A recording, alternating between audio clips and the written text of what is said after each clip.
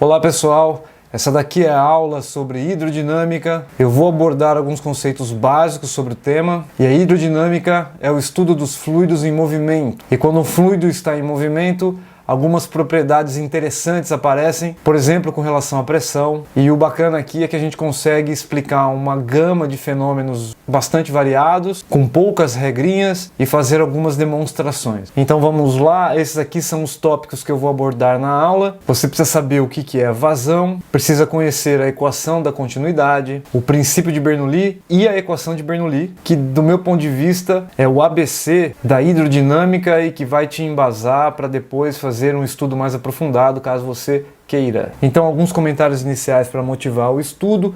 A gente vai basicamente estudar o movimento da água por dentro de dutos e canos e também um pouco o movimento da atmosfera. E aqui tem uma simulação do movimento da atmosfera, onde esses riscos em verde aqui representam o movimento das massas de ar. E a hidrodinâmica nos dá subsídios para entender essa dinâmica da atmosfera.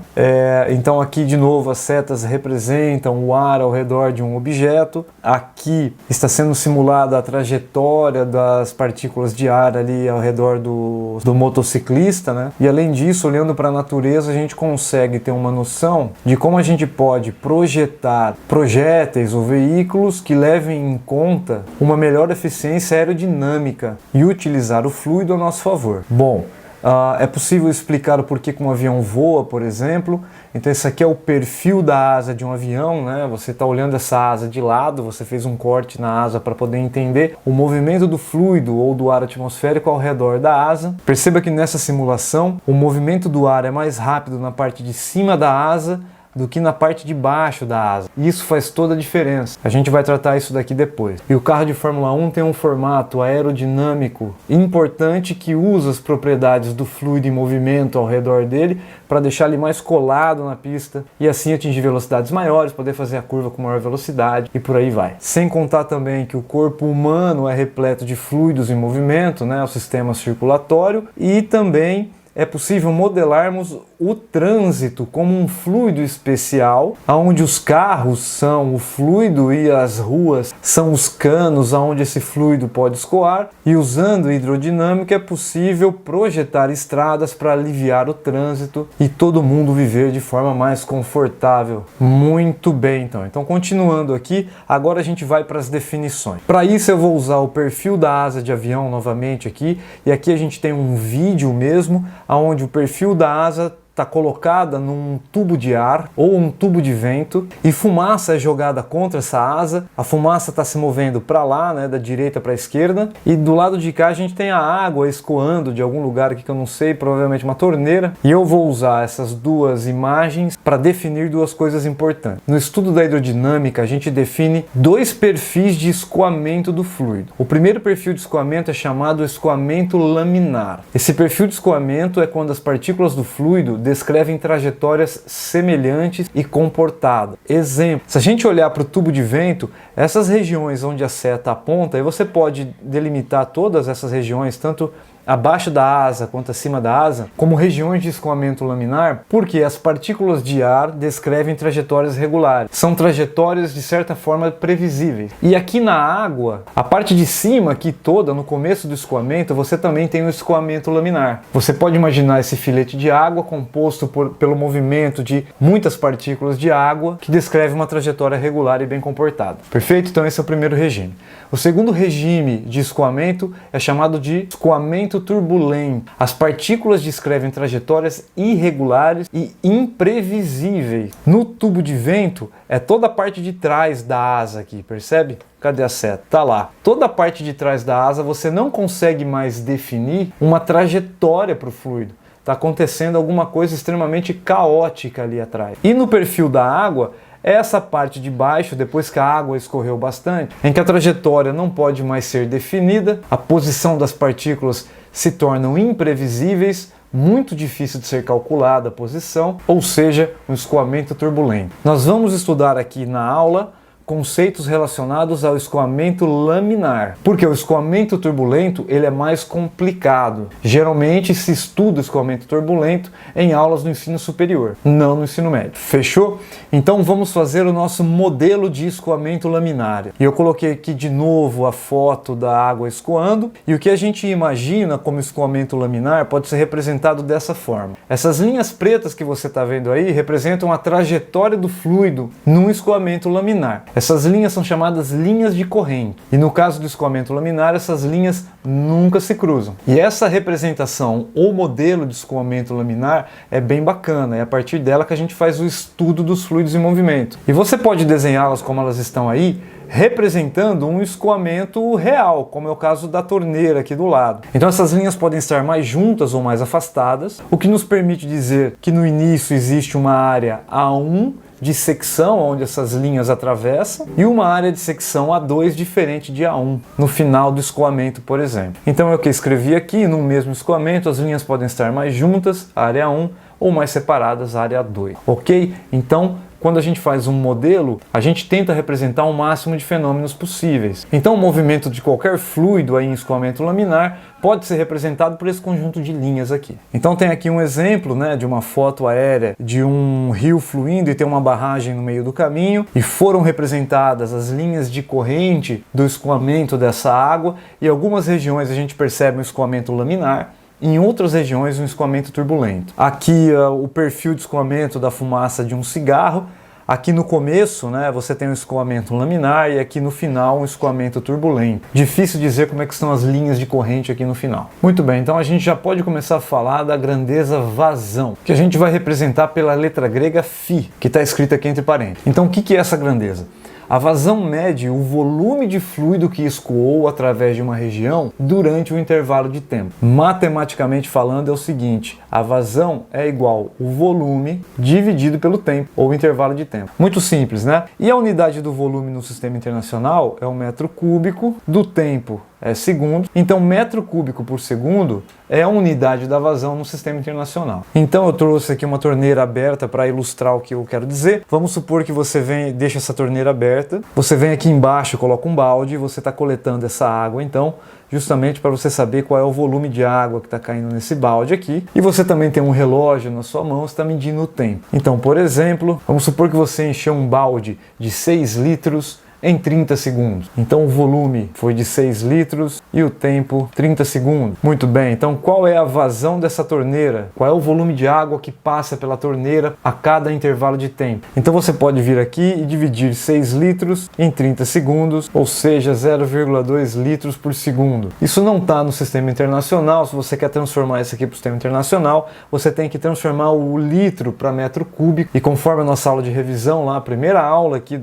da série, né? Você divide esse número por 1000 e você vai obter o 0,006 metros cúbicos, que quando você refaz a conta, você obtém 0,0002 metros cúbicos por segundo. Então tá aí, primeira definição, vazão, bem tranquila. Mas é possível reescrever a vazão de uma outra maneira, usando outras grandezas, e essa parte é muito importante. Vamos imaginar o seguinte, ó. Considera que eu estou com a torneira aberta e um volume de água saiu por essa torneira. Eu peguei um volume cilíndrico só para ilustrar. A torneira possui área A, de tal forma que a tampa desse cilindro de água aqui possui uma área A. Num intervalo de tempo, a água está sendo ejetada por essa torneira com uma velocidade V, representada por essa seta vermelha aqui. E num determinado intervalo de tempo, um cilindro de água percorreu uma distância X. Esses são os parâmetros que me interessam. Então vamos pegar a fórmula da vazão de novo aqui. A vazão é o volume dividido por tempo. Então volume dividido pelo intervalo de tempo que eu fiquei observando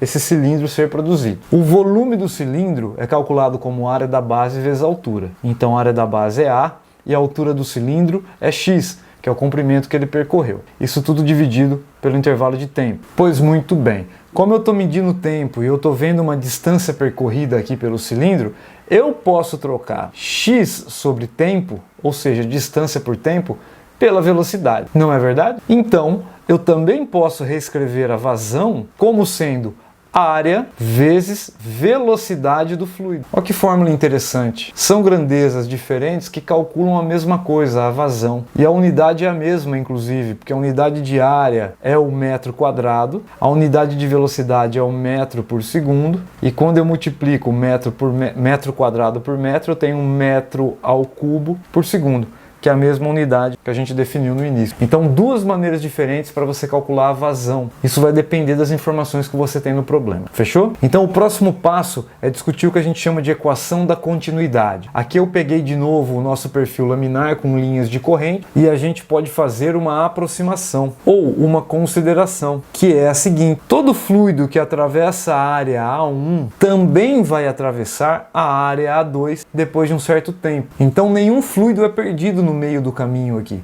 Se ele entrou pelo 1, ele tem que sair pelo 2. E se esse fluido é incompressível, ou seja, você não consegue deformar esse cara, você não consegue comprimir o sujeito, mantendo a densidade dele constante, a gente pode dizer que a vazão pela região 1 é igual à vazão pela região 2. A quantidade de fluido que entra na área 1 é igual à quantidade de fluido que sai pela área 2. É como se um empurrasse o outro continuamente. Essa igualdade é chamada de equação da continuidade. E usando a fórmula da área e velocidade, você pode dizer que a área 1 vezes a velocidade que o fluido tem naquela área 1 é igual à área 2 vezes a velocidade que o fluido tem na área 2. E o que a gente pode tirar de conclusão analisando esta equação de momento? Vamos supor que essa vazão no início seja conhecida. Por exemplo, vou colocar um número aqui, 10 metros cúbicos por segundo. É a vazão lá na área 1. Pela equação da continuidade, essa vazão tem que ser a mesma na área 2. E vamos supor que a área 2 seja igual a 5. Quanto é que tem que ser a velocidade aqui, meu amigo? Acertou quem falou 2, porque 5 vezes 2 dá 10. Mas vamos supor que a área mude, vamos supor que a área diminua, a área vá para 1. De 5 foi para 1. A velocidade necessariamente tem que mudar, porque nós temos que ter 10 de vazão ainda. Então, necessariamente a velocidade foi para 10.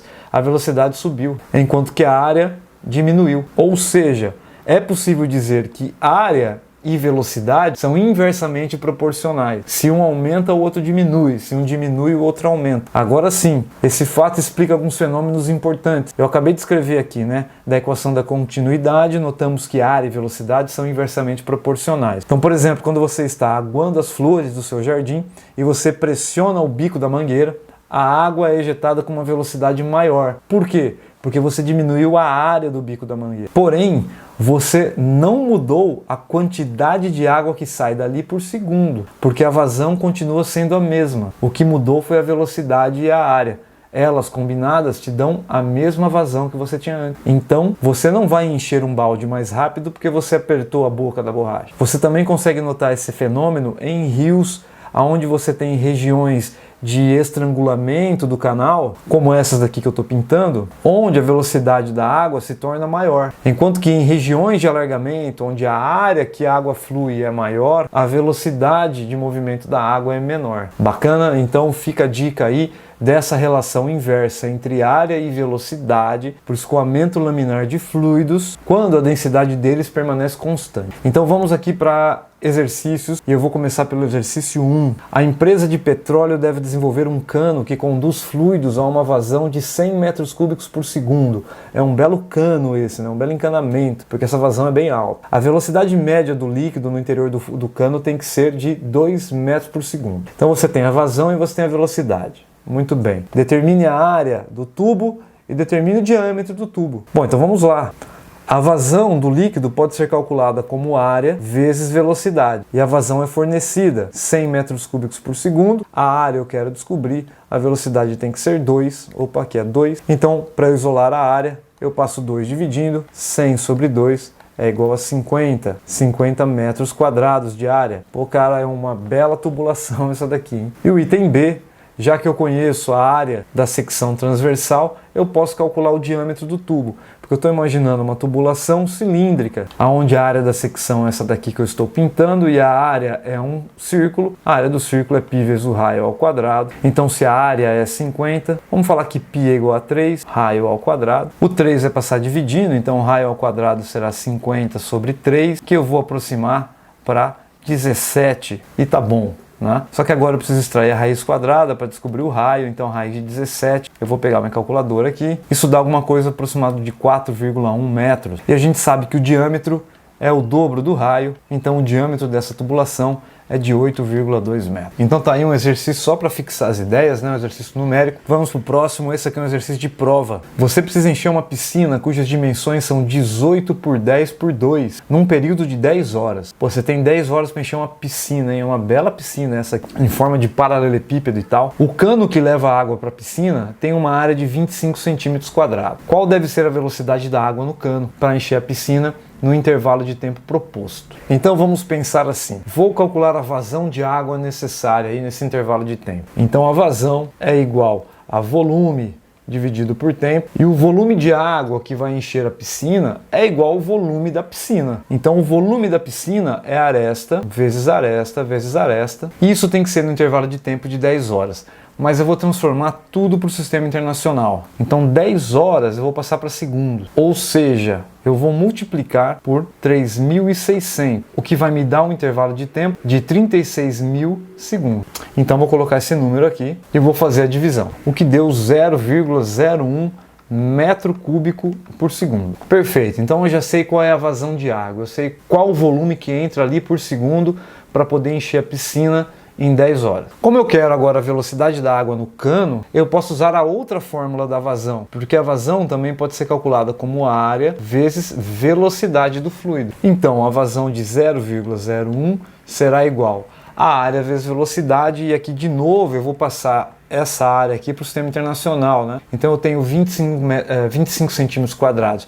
Para metro quadrado, divido por 10.000. Então, dividindo por 10.000 aquele número, lembra da aula de revisão? Dividir por 10.000 são 4 zeros, 4 casas para a esquerda, a vírgula pula 4 casas para a esquerda, então eu tenho 0,0025 metros quadrados. Então a área de 0,0025 vezes a velocidade tem que dar 0,01, isolando a velocidade aqui, eu tenho 0,01 dividido por 0,0025, e quando eu faço essa divisão eu obtenho 4 metros por segundo. Essa é a velocidade da água no cano. Tranquilo, galera? Então são exercícios para fixar os conceitos aqui, são exercícios numéricos para colocar as ideias no lugar. Vamos avançar com o conteúdo, porque eu quero discutir coisas importantes agora, que é o princípio de Bernoulli. Então o Daniel Bernoulli foi um cientista do século XVIII que estudou fluidos em movimento, e ele fez uma descoberta importante que é a seguinte, vou projetar aqui. Ele descobriu uma relação entre velocidade e pressão. A velocidade e a pressão nos fluidos em escoamento laminar são inversamente proporcionais. A gente acabou de discutir a relação entre velocidade e área. Aqui é a relação entre velocidade e pressão. E quando envolve pressão,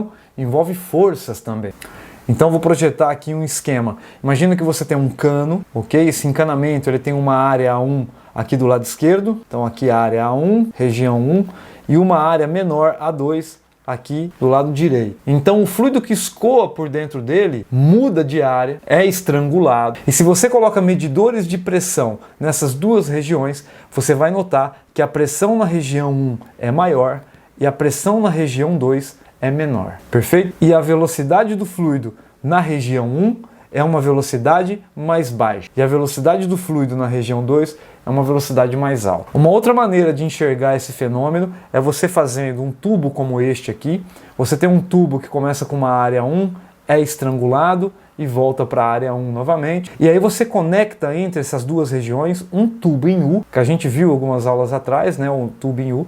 Dentro desse tubo você tem um líquido azul, e quando o fluido branco aqui escoa na horizontal, as diferenças de pressão no perfil de escoamento acabam empurrando o líquido azul do tubo em U para alturas diferentes. Como a pressão é maior na região 1, o fluido azul no tubo em U é empurrado mais do que na região 2, cuja pressão é menor. E lembrem-se, se houve um estrangulamento das linhas de corrente, a velocidade aumenta. Então o Bernoulli está certo. Se a velocidade aumenta, a pressão diminui. E se a velocidade diminui, a pressão aumenta. Bom, aí você fala assim, como é que eu observo isso no meu cotidiano, né? Vou te dar alguns exemplos aqui. Tem um vídeo aí do professor assoprando a folha de papel, e o que ele quer demonstrar é o seguinte: se você assopra uma folha de papel na parte de cima, você espera que o ar empurre a folha de papel para baixo, porque o ar está colidindo com a folha, deve empurrar ela para baixo mas não é isso que acontece. Aqui eu fiz um desenho da folha antes e depois de ser assoprada. Quando eu assopro o ar sobre a folha, esse movimento de ar causa uma diminuição da pressão na região sobre a folha, enquanto que a região abaixo da folha fica com uma pressão mais alta, porque o movimento do ar é menor. E se você tem uma pressão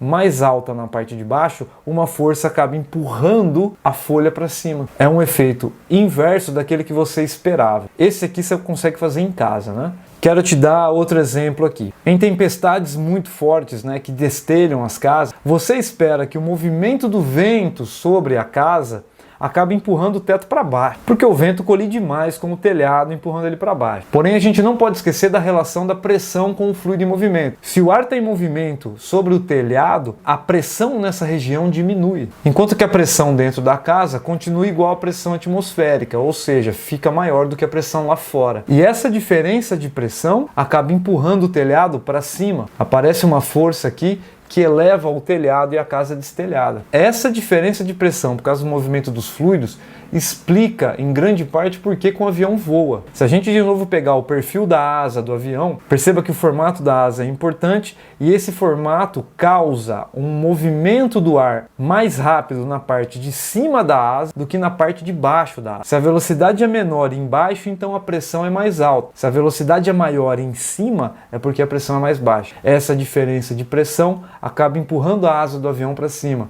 e assim ele voa. No caso dos carros de Fórmula 1, o aerofólio do carro, que é essa parte aqui de trás, é basicamente uma asa de avião de ponta cabeça, para que o efeito de pressão seja empurrar o carro contra o solo, aumentando a força de aderência do carro com a pista. Outra experiência bacana, você tem duas bolinhas aqui penduradas e alguém ligou o assoprador de vento aqui em direção às bolinhas. O movimento do vento acontece entre as bolinhas. E você espera que o movimento do vento afaste as bolinhas, porque o vento está soprando ali. Mas não é isso que acontece. Aqui estão as bolinhas, o vento está sendo assoprado entre elas, e quando o vento se movimenta, fluido em movimento, a pressão diminui naquela região, deixando as laterais da bolinha com uma pressão mais alta. Aparece então uma força, por causa da diferença de pressão, que empurra as bolinhas para o centro. Assim elas colidem. Um outro exemplo bacana, quem joga futebol sabe disso, se você bate na bola e impõe a ela certo giro, a bola faz uma curva na atmosfera e pode entrar no gol. Novamente, princípio de Bernoulli aqui em ação, porque se a bola está girando, em um dos lados dela, o ar vai caminhar com uma velocidade mais rápida, enquanto que do outro lado, por causa do atrito com a bola, o ar vai caminhar com uma velocidade menor. Vai causar uma diferença de pressão que vai empurrar a bola numa direção especial. Essa força de empurrão na bola, pelo fato dela girar, é chamada de força Magnus. E todo jogador de futebol que se preze conhece os efeitos da força Magnus. E aqui um pense e responda sobre o princípio de Bernoulli. Eu quero que você explique o porquê que o líquido que está no reservatório do borrifador sobe pelo tubo e é ejetado junto com o ar assoprado. Eu vou deixar esse problema aqui em aberto para você pensar um pouco a respeito e qualquer coisa você me traz na aula para a gente discutir também. Eu quero terminar falando da equação de Bernoulli agora. O princípio de Bernoulli pode ser escrito em forma de equação, mas aqui a gente consegue relacionar muito mais coisas do que apenas pressão e velocidade. Essa equação é bem famosa no estudo da hidrodinâmica. Então a gente vai relacionar basicamente pressão, velocidade, altura e também densidade do fluido em uma equação só. Então eu vou fazer um desenho aqui que parece complicado à primeira vista, mas imagine uma tubulação. Eu vou pensar num problema bem genérico. É uma tubulação que muda de área, então você tem a área 1 e a área 2. É uma tubulação que também muda de altura. Imagina que a área 1 está numa região mais elevada que a área 2, perfeito? Bem genérico. Então, obviamente, esse fluido vai mudar de velocidade, esse fluido também vai mudar de pressão.